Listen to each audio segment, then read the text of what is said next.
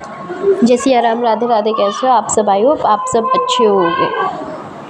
मरते हुए कर्ण को अर्जुन ने क्या दिया, आइए जानते हैं। दोस्तों, जैसा कि आप लोगों को पता ही होगा कि शूर्यपुत्र कर्ण एक ऐसा पात्र था महाभारत में जिसे खुद देवपुत्र होने के बावजूद भी सामाजिक दुर्व्यवहार का सामना कई बार करना पड़ा। उसको समाज में हमेशा अस्वीकार किया गया है और अपमान किया गया है। अब कर्ण एक महान योद्धा होने के साथ साथ एक महान दानी राजा था, परंतु कर्ण के कुरुक्षेत्र में अपने पांडवों को छोड़कर कौरवों का साथ दिया था। परंतु कौरवों का साथ देने के बावजूद भगवान श्री कृष्ण के ने कर्ण से खुश होकर उसे उसके अंतिम समय में वरदान दिया। और लेकिन आखिर अर्जुन ने उसे क्या दिया, तो आइए जानते हैं इसमें। जैसे आप में से ज़्यादातर लोग ये जानते होंगे कि कुंती और सूर्य का पुत्र था और कर्ण मगर कुंती के कर्ण को अविवाहित होते हुए जन्म दिया था, जिस वजह से एक रथ सारथी के कर्ण का पालन किया था। यही कारण था कि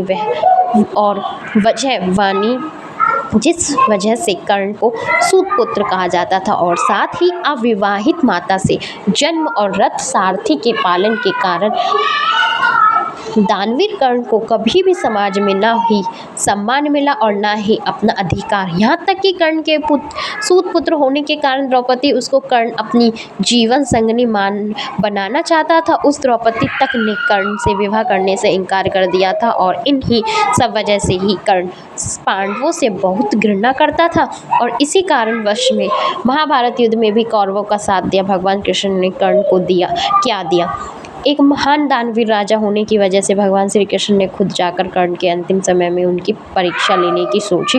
कर्ण के करीब जाकर उससे दान में कुछ मांगने को सोचा। अब कर्ण ने दान में ही अपने खुद के सोने दांत के ही तोड़कर कृष्ण को प्रदान कर दिए।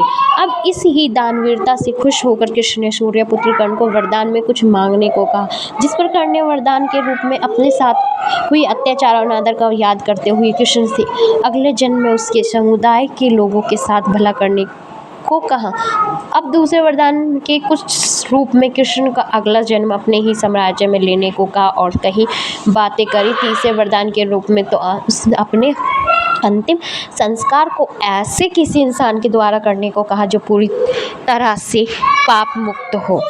इस पर वरदान देते हुए भगवान श्री कृष्ण ने सारे वरदान स्वीकार तो कर लिए, लेकिन तीसरे वरदान में भगवान श्री कृष्ण दुविधा में आ गए कि वो ऐसी जगह सोचने लगे जहाँ पाप बिल्कुल भी ना हुआ हो। अब श्री कृष्ण को यह समझ नहीं आया कि ऐसा कोई भी पाप मुक्त कौन हो सकता है, परंतु वरदान देने की अपवचनबद्धता भी थी। इसी कारण दानवीर कर्ण के अंतिम संस्कार को क्रिया भगवान कृष्ण ने खुद अपने ही हाथों से किया और कर्ण को दिया हुआ वरदान को भी पूरा किया। अब आपको बता दें कि भगवान कृष्ण ही थे जो कर्ण की मौत का कारण बने थे। दरअसल भगवान कृष्ण ने ही अर्जुन को सूर्यपुत्र कर्ण का वध करने का तरीका बताया। अर्जुन ने कर्ण को क्या दिया, लेकिन जब अर्जुन को कर्ण के वध के बाद उसकी सच्चाई का पता चला कि कर्ण ही उसका ज्येष्ठ भ्राता है, तो वह दुख से मूर्छित हो गया और होश आने पर वह दौड़ता हुआ कर्ण के वश के पास सबके पास आया और फूट फूट कर विलाप करने लगा। इसके बाद उसने कर्ण से अनजाने में उसके द्वारा किए गए पाप के लिए माफ़ी मांगी। उसे